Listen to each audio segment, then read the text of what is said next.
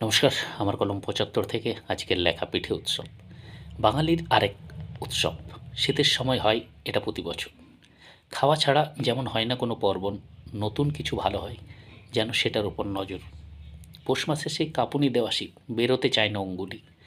বাঙালির সে এক আদর ভরা পার্বণ, খেতে ভালো সেটা হলো পিঠেপুলি। রকমারি পিঠের আয়োজন, খেতে যেমন সুস্বাদু। ঘটি বাটি মিলেমিশে আজ এক এমনি এর জাদু। ঘটা করে নেমন্তন্ন, কে ভালো কত বেশি রকমারি। পিঠের জন্য দিন কয়েক আগে থেকে যেন কত না ঝকমারি। দুধে ভরা থেকে ভাপা পুলি, ৪ রকমের পিঠের খেলা, পাটিসাপটা থেকে রসপুলি। এই বাঙালিকে যায় না আটকানো, খেতে তো হবেই। পিঠে তাতে যতই আসুক দুর্যোগ, খেতে কিন্তু ভুলবে না। বাংলাদেশ থেকে পশ্চিমবঙ্গ, এটাই হলো বাঙালিদের সংস্কৃতি। নতুন শস্য আসার সময় মন যে আনন্দ ভীষণ, খেতে চায় সব। চাল দিয়ে মেত্রে উঠুক না, হয়ে যাক পিঠে উৎসব।